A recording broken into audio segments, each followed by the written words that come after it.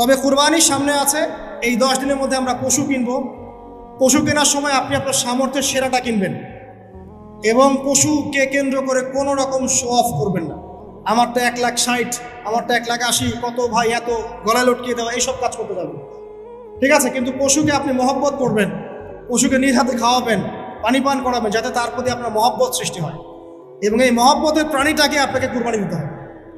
মনে রাখবেন, যিনি কুরবানি দিচ্ছেন তিনি যেন একজন ইসমাইল আলাইহিস সালাম, যাকে কুরবানি দেওয়া হচ্ছে সে যেন যিনি কুরবানি দিচ্ছেন তিনি যেন একজন ইব্রাহিম আলাইহিস সালাম, আর যাকে কুরবানি দেয়া হচ্ছে সে যেন একটা ইসমাইল আলাইহিস সালাম।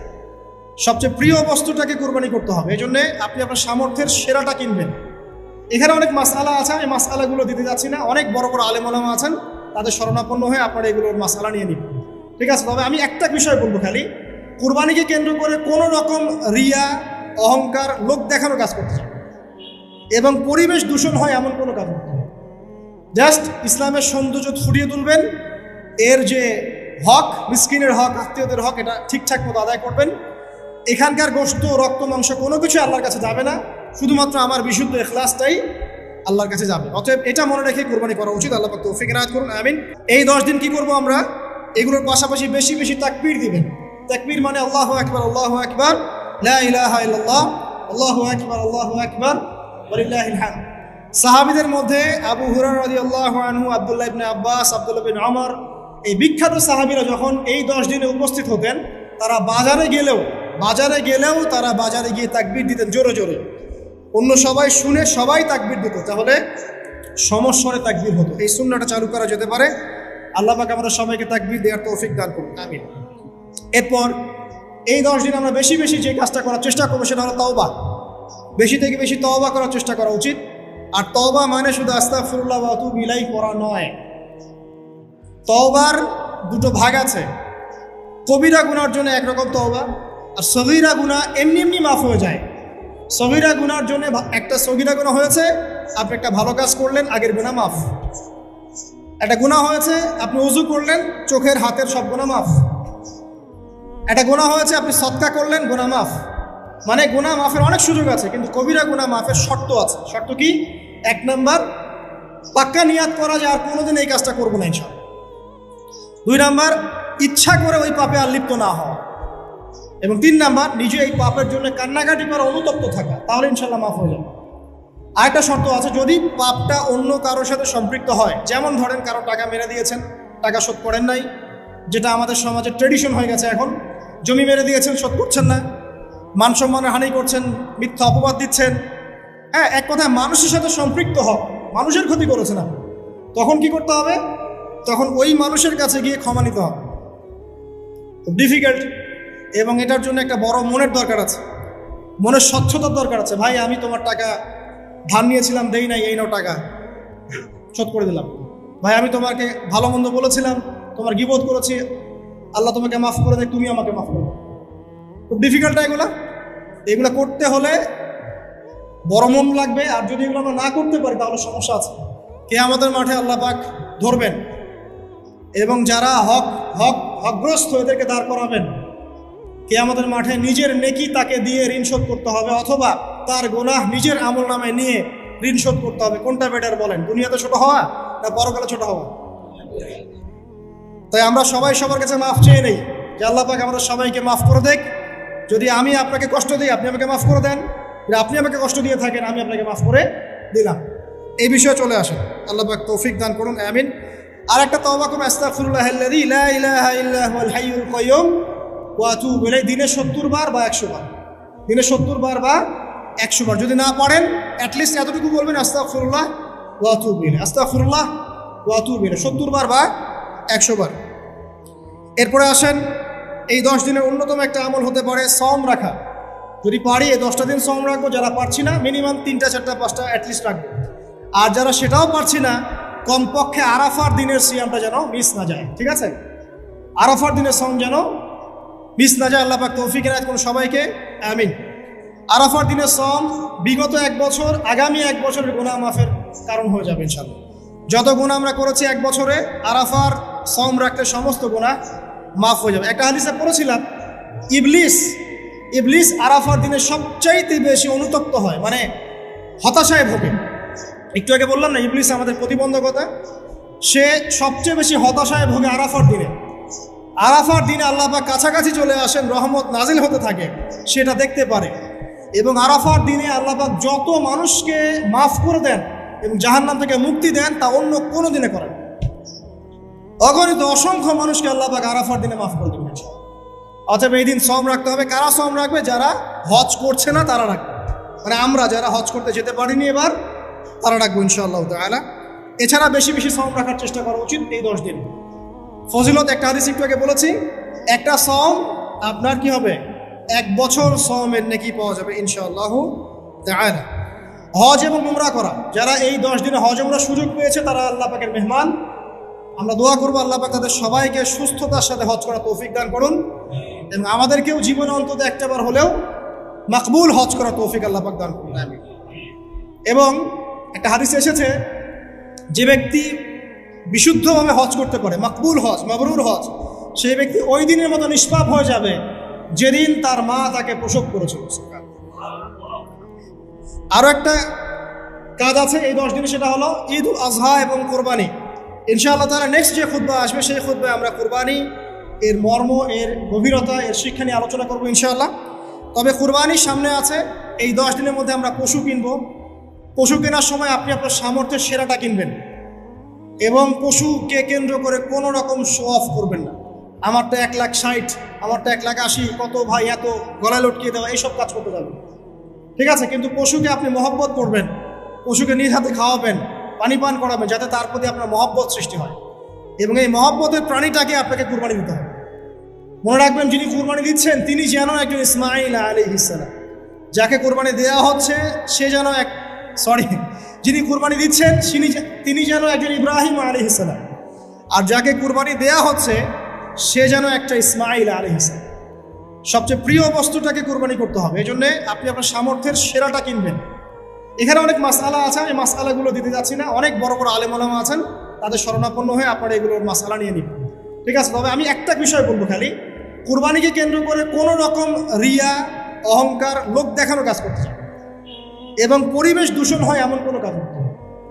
জাস্ট ইসলামের সৌন্দর্য ফুটিয়ে তুলবেন, এর যে হক, মিসকিনের হক, আত্মীয়দের হক, এটা ঠিকঠাক মতো আদায় করবেন।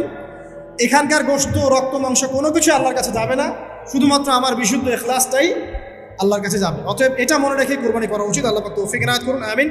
ইনশাআল্লাহ কুরবানির গভীর শিক্ষা সম্পর্কে আগামী জুমায় কথা হবে।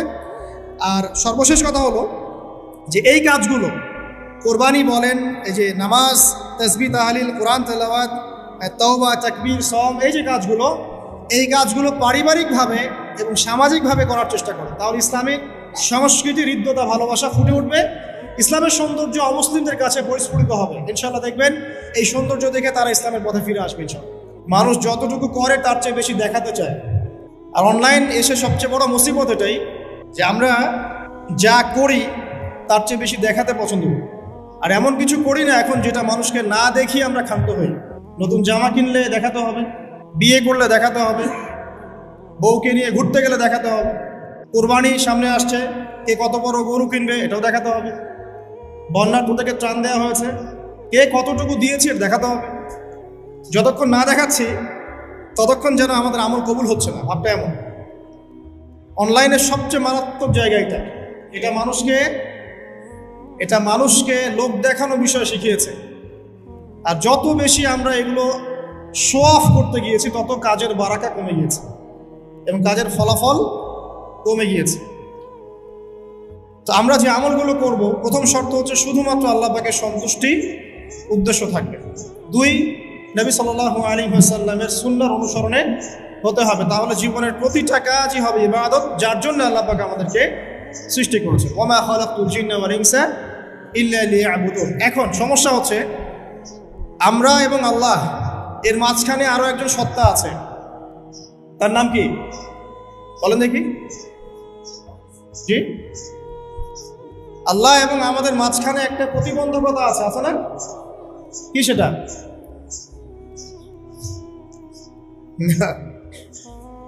সরি, আমি আসলে একটু অসুস্থ, এই কারণে সমস্যা হচ্ছে। ইবলিস আল্লাহ এবং বান্দার মাঝখানে একটা প্রতিবন্ধকতা কে? ইবলিস। সে তো চ্যালেঞ্জ করেছে যে আমি ডান দিক থেকে আসব, বাম দিক থেকে আসব, সামন থেকে আসব, পিছন থেকে আসব, তোমার বান্দাদেরকে আমি জাহান্নামে নিয়েই ছাড়ব। এই চ্যালেঞ্জ করেছে কে? ইবলিস। এবং সে কিন্তু আল্লাহর কাছে কিয়ামত পর্যন্ত হায়াত চেয়েছে, আল্লাহ পাক হায়াত দিয়েও দিয়েছে। এটাই পরীক্ষা। তো ইবলিস এবং তার অনুসারী জিনের মধ্য থেকে এবং মানুষের মধ্য থেকে যারা আছে, এরা আল্লাহর বান্দাদেরকে এই উদ্দেশ্যটা ভুলিয়ে দেয় যে আল্লাহ পাক আমাদেরকে তার ইবাদত করার জন্য সৃষ্টি করেছে। যেমন দেখুন, জিন শয়তান আমাদের ইবাদতের মধ্যে সমস্যা সৃষ্টি করে, নামাজের মনোযোগ নষ্ট করে দেয়, তাই না? আচ্ছা, আবার দেখবেন পরিবার চালাচ্ছেন, আপনি খুব অনেস্টির সাথে পরিবার চালাচ্ছেন, কিন্তু পরিবারের লোকজন আপনার কথা শোনে না, ফিতনা ফাসাদ সৃষ্টি করে রেখে দিলে আপনাকে আল্লাহর পথ থেকে সরিয়ে দিল। আপনি ভালো থাকতে চাচ্ছেন, সমাজের মানুষ আপনাকে ভালো থাকতে দিচ্ছে না। আপনি জুলুম করবেন না, কিন্তু জুলুমের শিকার হচ্ছেন। আপনি সুদ খেতে চাইছেন না, খেতে বাধ্য হচ্ছেন। মানে আপনি আল্লাহর পথে চলতে চাইলেও জিন শয়তান আর মানুষ শয়তানরা আপনাকে বাধা দিচ্ছে, এবং শয়তান দুনিয়ার শোভা চাকচিক্য আপনার সামনে তুলে ধরে আল্লাহর পথ থেকে আমাদেরকে সরিয়ে রাখছে, তাই নয় কি? এটা আল্লাহ পাক খুব ভালো করেই জানেন যে আমার বান্দাদের সবচেয়ে বড় প্রতিবন্ধকতা হবে শয়তান, আদু মুবিন, সুস্পষ্ট শত্রু হবে। এই কারণে আল্লাহ রাব্বুল আলামিন কিছু নেয়ামত আমাদেরকে উপহার দিয়েছে। যেমন প্রত্যেক দিন 5 ওয়াক্ত নামাজ আল্লাহ পাক ফরজ করেছে। এর মধ্য দিয়ে কি হয়, একজন মানুষ যদি মনে করেন যে ফজরের নামাজ পড়েছে, জোহরের নামাজ আসতে আসতে সে কোনো পাপ কাজ করে ফেলেছে, দুনিয়ার নেশায় মত্ত হয়ে গেছে বা আল্লাহকে ভুলে গেছে, কথার কথা, যখন জোহরের আজান হবে সে আবার মসজিদে আসবে, আবার সে আল্লাহকে স্মরণ করবে। আল্লাহ পাক তাকে স্মরণ করার মাধ্যম তৈরি করে দিয়েছেন। এভাবে আসরের ওয়াক্ত যেতে যেতে যদি কোনো পাপ করে, আসরের আজান শুনলে আবার মসজিদে আসবে, আবার সিজদা করবে, আবার আল্লাহর কাছাকাছি চলে আসবে। এভাবে মাগরিব, এভাবে এশা। প্রত্যেক দিন মানুষ যদি আল্লাহকে ভুলে যায়, আল্লাহ পাক তাকে স্মরণ করানোর মাধ্যম সালাতের মধ্য দিয়ে দিয়েছে। এখন মনে করেন সপ্তাহে সে আল্লাহকে ভুলে গেছে, সপ্তাহে আল্লাহর কথা খুব একটা স্মরণ করতে পারেনি, দুনিয়ার মোহে সে ব্যস্ত হয়েছিল। জুমার দিন তো অ্যাটলিস্ট মসজিদে আসবে না?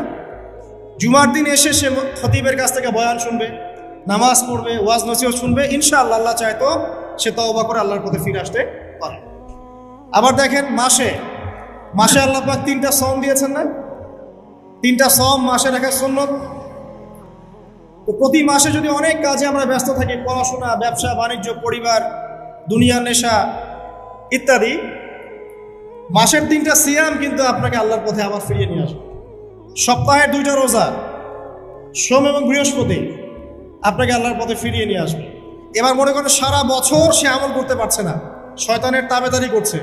রমাদান মাস আল্লাহ পাক দিয়েছেন, রমাদান মাসে পুরো মাস ইবাদত করার মধ্য দিয়ে সে আবার আল্লাহর পথে ফিরে আসবে। আল্লাহ পাক এরকম কিছু অকেশন সৃষ্টি করে দিয়েছে, এমন কিছু উৎসব আল্লাহ পাক সৃষ্টি করে দিয়েছেন যেখানে মানুষ আমল গুছিয়ে আবারও আল্লাহর পথে ফিরে আসতে পারে। আমার কথা কি বোঝা যাচ্ছে? ঠিক এরকমই একটা উৎসব হচ্ছে, একটা অকেশন হচ্ছে আমলের উৎসব, সেটা হলো এই জিলহজ মাসের প্রথম 10 দিন। এই জিলহজ মাসের প্রথম 10 দিন সম্পর্কে আল্লাহ পাক সূরা ফজরের মধ্যে শপথ করেছেন, ওয়াল ফজরি, ফজরের কসম, ওয়াল লায়ালিন আশর, এবং এই 10 রাতের কসম। এই 10 রাত বলতে এখানে জিলহজ মাসের এই 10 দিন এবং 10 রাতকে বোঝানো হয়। এর ফজিলত সম্পর্কে নবী সাল্লাল্লাহু আলাইহি ওয়াসাল্লাম একটা হাদিসে বলছেন, সহিহ বুখারীর হাদিস, আনাস রাদিয়াল্লাহু আনহু, ইবনে আব্বাস রাদিয়াল্লাহু আনহুমা থেকে বর্ণিত, নবী করিম সাল্লাল্লাহু আলাইহি ওয়াসাল্লাম বলেছেন যে মা মিন আইয়ামিন আমালু সালিহু ফীহিন্না আহাব্বু ইলাল্লাহ মিন হাযিহিল আইয়ামিল 10। আল্লাহ জিলহজ মাসের প্রথম 10 দিনের নেক আমল যত বেশি প্রিয়, আল্লাহর কাছে জিলহজ মাসের প্রথম 10 দিনের নেক আমল যত বেশি প্রিয়, অন্য কোনো আমল এত বেশি প্রিয় না। অন্য কোনো আমল, এটা বুঝতে গিয়ে সাহাবায়ে কেরাম প্রশ্ন করছেন, ক্বালু, তারা বলছেন, ইয়া রাসূলুল্লাহ, হে আল্লাহর রাসূল, বলুন সাল্লাল্লাহু আলাইহি ওয়াসাল্লাম, ওয়ালাল জিহাদু ফি সাবিলিল্লাহ, আল্লাহর পথের জিহাদও কি নয়? আমরা তো জানি ইসলামের সর্বোচ্চ চূড়া হচ্ছে আল্লাহর পথের জিহাদ। তো নবী সাল্লাল্লাহু আলাইহি ওয়াসাল্লাম বলছেন, ওয়ালাল জিহাদু ফি সাবিলিল্লাহ, আল্লাহর পথের জিহাদও নয়। আল্লাহর পথের জিহাদও নয়। ইল্লা, তবে ওই ব্যক্তির কথা ভিন্ন, রাজুলুন খরাজা বিনাফসিহি ওয়া মালিহি ফালাম ইয়ারজি মিন যালিকা বিশাই, কোন একজন ব্যক্তি যে তার জান এবং তার মাল নিয়ে আল্লাহর পথে বেরিয়ে গেছে, তারপরে কোনো কিছু নিয়ে সে ফিরে আসতে পারে না, মানে সে শহীদ হয়ে গেছে, এই ব্যক্তির কথা ভিন্ন। কিন্তু অন্য যে কোনো দিনের আমলের চাইতে এই 10 দিনের নেক আমল আল্লাহর কাছে সবচেয়ে বেশি প্রিয়। তাহলে আমরা বুঝতে পারলাম, আমরা যে 10 দিনে এখন বসবাস করছি, জিলহজ মাসের আজকে কয় তারিখ? 1 তারিখ। এই যে আল্লাহ পাক নিয়ামতের সাথে আমাদেরকে বাঁচিয়ে রেখেছেন, এই 10 দিন আমল করার সুযোগ দিয়েছেন, এই কৃতজ্ঞতা স্বীকার করে আমরা কিন্তু শেষ করতে পারবো না। পারবো না। প্রশ্ন হচ্ছে যে এই 10টা দিন আমরা কিভাবে কাজে লাগাতে পারি। আমি সেদিকেই যাবো ইনশাল্লাহ। তার আগে এই দিনগুলো সম্পর্কে আর কয়েকটা ফজিলতের হাদিস শুনিয়ে দিচ্ছি। তিরমিজি, ইবনে মাজাহ, মিশকাতের 128 পৃষ্ঠায় একটা হাদিস এসেছে। আবু হুরায়রা রাদিয়াল্লাহু আনহু থেকে বর্ণিত, নবী করিম সাল্লাল্লাহু আলাইহি ওয়াসাল্লাম বলেছেন যে দিনসমূহের মধ্যে এমন কোনো দিন নাই, আল্লাহর দিনগুলোর মধ্যে এমন কোনো দিন নাই যেদিন ইবাদত করা আল্লাহর কাছে জিলহজের 10 দিনের ইবাদতের চেয়ে বেশি প্রিয়। কথা বুঝতে পারছেন? এরপরে নবী সাল্লাল্লাহু আলাইহি ওয়াসাল্লাম বলছেন, ইয়াদুলু সিয়ামু কুল্লি সিয়ামিন মিনহা বিসিয়ামি সানাতিন, এই 10 দিনের একটা সিয়াম বা একটা রোজা 1 বছর রোজা রাখার সমান। এই 10 দিনের একটা রোজা 1 বছর রোজা রাখার সমান। ওয়া কিয়ামু কুল্লি লাইলাতিন ফিহা বিকিয়ামি লাইলাতিল কদর, এবং এই 10 রাতের এক রাতের কিয়াম লাইলাতুল কদরের কিয়ামের সমান। আর আমরা জানি লাইলাতুল কদর সম্পর্কে আল্লাহ পাক কি বলেছেন? লাইলাতুল কদরি খায়রুম মিন আলফি শাহর, 1000 মাসের ইবাদত হচ্ছে উত্তম। তাহলে আমরা বুঝতে পারছি যে এই 10 দিন 10 রাত কি আমল করতে হবে, এই হাদিসটা বলে দিচ্ছে।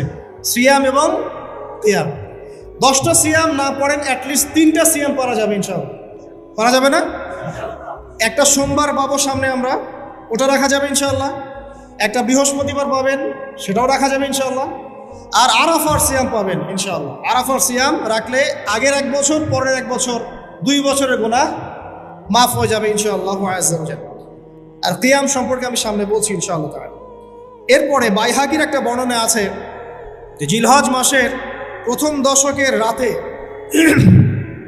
জিলহজ মাসের প্রথম দশকের রাতের প্রত্যেকটা নেক আমলকে 10 দিয়ে গুণ করা হয়, 10 গুণ বৃদ্ধি করা হয়। সুবহানাল্লাহ। আরও আছে বাইহাকি এবং ইসফাহানের বিশুদ্ধ সনদে হযরত আনাস বিন মালিক রাদিয়াল্লাহু আনহু থেকে বর্ণিত আছে, জিলহজ মাসের প্রথম দশকের প্রতিদিন 1000 দিনের সমান, মানে প্রতিদিনের আমল 1000 দিন আমলের সমান, এবং আরাফার দিনের মর্যাদা 10,000 দিনের সমান। আরাফার দিন যে ব্যক্তি ইবাদত করবে ইনশাআল্লাহ তাআলা, সে 10,000 দিন ইবাদতের নেকি পাবে ইনশাআল্লাহ আযজা ওয়া জাল। তো প্রথম কি করতে হবে সেটা এই হাদিস থেকে বোঝা যাচ্ছে। হাদিসটা কি? উম্মে সালামা রাদিয়াল্লাহু আনহা থেকে বর্ণিত, নবী সাল্লাল্লাহু আলাইহি ওয়াসাল্লাম বলছেন যে জিলহজ মাসের চাঁদ যে ব্যক্তি দেখবে, সে যেন তার নখ এবং তার চুল এগুলো যেন আর না কাটে। চাঁদ দেখে ফেলেছেন, কুরবানি করা পর্যন্ত এখন চুল আর নখ যেন সে না কাটে। যদি না কাটেন তাহলে কি হবে? আপনি একটা পূর্ণাঙ্গ কুরবানির নেকি পাবেন ইনশাআল্লাহ। আর একটা কুরবানির নেকি কি জানেন? কুরবানির পশুর গায়ে যতগুলো লোমকূপ আছে ততগুলো নেকি আপনার আমলনামায় যুক্ত হবে ইনশাআল্লাহ। এগুলো হাদিস। এখন আমরা প্র্যাকটিক্যাল কিছু কথায় আসি যে কিভাবে আমরা এই 10টা দিনকে কাজে লাগাতে পারি। আমি সবার আগে দোয়া করছি আল্লাহ পাক যেন আমাকে সবার আগে এর উপর আমল করা তৌফিক দান করেন, আমার পরিবারকে তৌফিক দান করেন, এবং অতঃপর আপনাদের সবাইকে যেন আল্লাহ পাক এই তৌফিক দান করেন, আমিন। 1 নাম্বার, যদিও কাজটা খুব ডিফিকাল্ট এবং এই যুগে এই জেনারেশনের জন্য কাজটা অনেক বেশি ডিফিকাল্ট, অলমোস্ট ইম্পসিবলের মতো, সেটা হচ্ছে এশার নামাজের পরপর ঘুমিয়ে যাওয়া। তাই না ভাই? এই কাজটা এখন কোয়াইট ইম্পসিবল, এশার নামাজের পরপর ঘুমিয়ে যাওয়া। কিন্তু চেষ্টা করতে হবে, আল্লাহ তৌফিক দান করুক, 10টা-11টার মধ্যেই যেন আমরা ঘুমিয়ে পড়তে পারি। আল্লাহ তৌফিক দান করুক, সবার আগে যেন আমাকে তৌফিক দান। কোনো কোনো রাত এমনও কেটে যায় ফজরের নামাজ পড়তে হবে জন্য সারা রাত জেগে থাকতে হচ্ছে। আর আমাদের সময়ে বারাকা কমে গেছে, জানেন? আমাদের সময়ের মধ্যে বারাকা কমে গেছে, এটাও কিয়ামতের সাইন।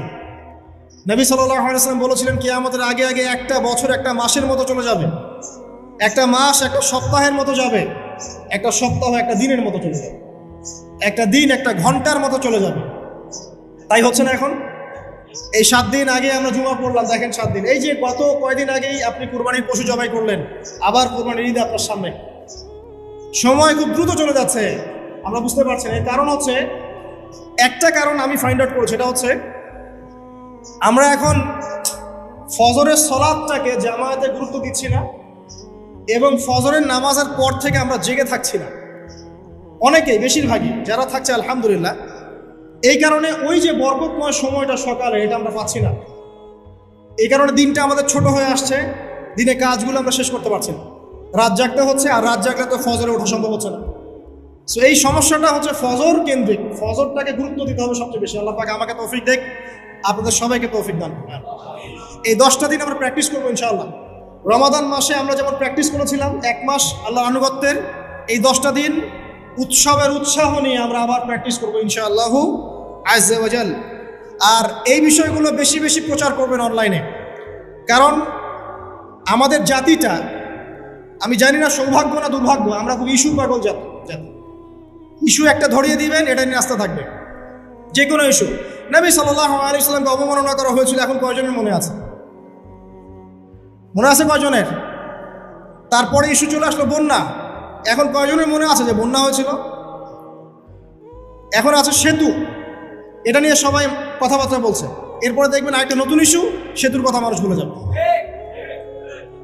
আমরা কেন জানি সাইকোলজিক্যালি এমন হয়ে গেছে যে ইস্যু একটা ধরিয়ে দিলেই 5 দিন 7 দিন 10 দিন কথা বলতে থাকি, আবার ইস্যুও শেষ, কথা বলাও শেষ, মানুষ ভুলে যায়। তো এই কারণে মনে করিয়ে দেওয়ার স্বার্থে জিলহজের 10 দিনের ফজিলত আমাদের সবাইকে মনে করিয়ে দেওয়া লাগবে, ঠিক আছে? অনলাইন অফলাইনে সবাই প্রচার করবেন। এই 10 দিন নেক আমলের জন্য একটা উৎসবের উপহার আল্লাহর পক্ষ থেকে, এই 10টা দিন যেন আমরা আল্লাহর পক্ষ থেকে এই উপহারকে কাজে লাগাই, বেশি বেশি নেক আমল করি, পরকালকে গুছিয়ে নিই। পারবো না ইনশাআল্লাহ? ইনশাআল্লাহ। প্রথম কাজ, আর্লি ঘুমিয়ে যাওয়ার চেষ্টা করা। 2 নাম্বার, ফজরের নামাজের মিনিমাম আধা ঘন্টা আগে ঘুম থেকে ওঠার চেষ্টা করা। ফজরের নামাজ কয়টা আপনাদের এখানে? 4:30টায়, 4টা বা 4:45টায় ওঠার চেষ্টা করতে হবে। আল্লাহ পাক তৌফিক দান করুন। ওযু ইস্তেনজা করার পরে মিনিমাম 2 থেকে 4 রাকাত নফল নামাজ পড়বে, মিনিমাম 2 থেকে 4 রাকাত নফল নামাজ পড়বে। আমরা জানি যে আমরা নবী সাল্লাল্লাহু আলাইহি ওয়াসাল্লামের মতো তাহাজ্জুদ করতে পারবো না, পারবেন? তার 2 রাকাত নামাজে তিনি প্রায় 4 পারা কোরআন তেলাওয়াত করেছেন। 2 রাকাত নামাজে 4 থেকে 4.5 পারা কোরআন তেলাওয়াত করেছেন। আমরা কি পারবো? আমরা পারবো না। মিনিমাম 2 রাকাত নামাজ বা 4 রাকাত নামাজ তো পড়তে পারি, এবং ওই সময়টা হচ্ছে দোয়া কবুলের সময়। আল্লাহ পাক প্রথম আসমানে নেমে আসেন। আল্লাহ পাক কীভাবে নেমে আসেন এটা আল্লাহ পাকের ব্যাপার, এটা নিয়ে আমাদের মাথা ব্যথা ঘামানোর দরকার নাই। আল্লাহ নেমে এসে আহ্বান করতে থাকেন, কারো কি কোনো চাওয়া আছে আমার কাছে? আমি সেই চাওয়া পূরণ করে দেব। কেউ কি অসুস্থ আছো? আমাকে ডাকলে আমি শেফা দিয়ে দিব। কেউ কি আমার কাছে ক্ষমা চাইবে? আমি ক্ষমা করে দেব। কেউ কি আমাকে ডাকবে? আমি তার ডাকে সাড়া দেব। এভাবে ফজর পর্যন্ত আল্লাহ পাক আহ্বান করতে থাকেন, কিন্তু আমরা আসলে ঘুমিয়ে থাকি। আল্লাহ পাক আমাদেরকে মাফ করে দিন এবং এই নেক সময়গুলোকে কাজে লাগানোর তৌফিক আল্লাহ পাক দান করুন, আমিন। এরপরে আমরা চলে আসবো ইনশাআল্লাহ ফজর জামাতে, এবং নামাজের বাহ্যিক মাসআলাগুলোকে নিয়ে বেশি বাড়াবাড়ি করবেন না, অভ্যন্তরীণ বিষয় নিয়ে ফোকাস করবেন। বাহ্যিক মাসআলা নিয়ে আমরা যথেষ্ট বাড়াবাড়ি করেছি। অভ্যন্তরীণ যে বিষয়টা আছে, নামাজের আধ্যাত্মিকত্ব, নামাজের রুহানিয়াত, নামাজের মাআরিফাত, আল্লাহকে পাওয়া, নামাজের আত্মশুদ্ধি, ইহসান, এটা নিয়ে বেশি ফোকাস করে। আমরা তর্ক করি হাত বাঁধা নিয়ে, তাই না? হাত বাঁধা নিয়ে, রফুল ইয়াদাইন নিয়ে, আমিন নিয়ে, এগুলো নিয়ে আমরা তর্ক করি। কয়জন তর্ক করেছি যে নামাজে কতটুকু মনোযোগ থাকলো তাই নিয়ে? কোনটা বেশি ইম্পর্টেন্ট? নামাজ যদি মনোযোগই না থাকে, আমার হাত বাঁধা দিয়ে আল্লাহ পাক যায় আসে না। একটা বাহ্যিক আমল করেছে, আল্লাহ পাক লিখে দিবেন, ঠিক আছে ইনশাআল্লাহ। নামাজের ইহসানটা সবচেয়ে বেশি গুরুত্বপূর্ণ নয় কি? ফাওয়াইলুল লিল মুসাল্লিন আল্লাযীনা হুম আন সালাতিহিম সাহুন, যারা নামাজ সম্পর্কে উদাসীন। তো নামাজে দাঁড়িয়ে যদি আমি সারা দুনিয়ার বিষয় চিন্তা করতে শুরু করি, তাহলে আমার হাত কোথায় বাঁধলাম এটা কি আল্লাহ পাক দেখবেন? আল্লাহ পাক আমাদেরকে বোঝার তৌফিক দান করছে। মূল বিষয় কোনটা সেটা নিয়ে ফোকাস করি। আমরা মুসলিমরা জাতি হিসাবে এখন মূল বিষয়গুলোকে বাদ দিয়ে গৌণ বিষয় নিয়ে বেশি ফোকাস করি। এটা আমাদের অধঃপতনের অন্যতম একটা কারণ। আল্লাহ পাক আমাদেরকে বোঝার তৌফিক দান করুন, আমিন। জামাতে নামাজ পড়ার পরে আপনারা চলে যাবেন না হুট করে, এখানে বসে থাকবেন, বসে বসে তাসবিহ তাহলিল করবেন, জিকির আজকার করবেন। খুব কমন তাসবিহ আছে কিছু, আয়াতুল কুরসি পড়বেন একবার, সূরা ফালাক ইখলাস নাস 3 বার করে পড়বেন, তারপরে আল্লাহুম্মা আনতাস সালাম ওয়া মিনকাস সালাম তাবারাকতা ইয়া যাল জালালি ওয়াল ইকরাম পড়বেন, আল্লাহুম্মা আইন্নি আলা যিকরিক ওয়া শুকরিকা ওয়া হুসনি ইবাদাতিক পড়বেন, আল্লাহুম্মা ইন্না নাসআলুকা ইলমান নাফিআন ওয়া আমালান মুতাকাব্বালান ওয়া রিজকান তাইয়্যিবা এটা পড়বেন। দরুদ শরীফ পড়বেন 10 বার, তারপরে কুল রাদিতু বিল্লাহি রাব্বান ওয়া বিল ইসলামি দীনান ওয়া বি মুহাম্মাদিন নাবিয়্যা 3 বার, হাসবি আল্লাহ লা ইলাহা ইল্লা হু আলাইহি তাওয়াক্কালতু ওয়া হুয়া রাব্বুল আরশিল আযীম 7 বার, সুবহানাল্লাহি ওয়া বিহামদিহি আদাদা খালকিহি ওয়া রিদা নাফসিহি ওয়া জিনাতা আরশিহি ওয়া মিদাদা কালিমাতিহি 3 বার। তারপরে আর অনেক আছে, বলতে গেলে আসলে সময় শেষ হয়ে যাবে। আমি একটা বইয়ের নাম বলে দিই, এই বইয়ের মধ্যে সব পাবেন, ঠিক আছে? বইটার নাম হচ্ছে হিসনুল মুসলিম। কি নাম? হিসনুল মুসলিম। অ্যাপসও আছে, পকেটে অ্যাপস রাখতে পারেন, পকেট সাইজ বই পাওয়া যায়, পকেটে রাখতে পারেন, নামাজের পরে খুলে খুলে পড়বেন। এগুলো করতে গিয়ে আপনাকে কেউ বাধা দিবে? এগুলো করলে কি আপনি সন্ত্রাসী হয়ে যাবেন, মৌলবাদী হয়ে যাবেন, জঙ্গি হয়ে যাবেন?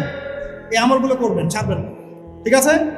আমল ছাড়বেন না। আমল সেই জিন্দেহি বানতা হয়, একটা কথা আছে, আমল দিয়েই জীবন গঠিত হয়, জীবন গড়ে। আল্লাহ পাক তৌফিক ইনায়াত করুন। আরেকটা কথা বলি, ফজর নামাজের পরে চেষ্টা করেন আধা ঘন্টা থেকে 1 ঘন্টা কোরআন তেলাওয়াত করার। পারা যাবে ভাই ইনশাআল্লাহ? আবার বলছি, প্রত্যেক হরফে 10 নেকি পাবেন ইনশাআল্লাহ।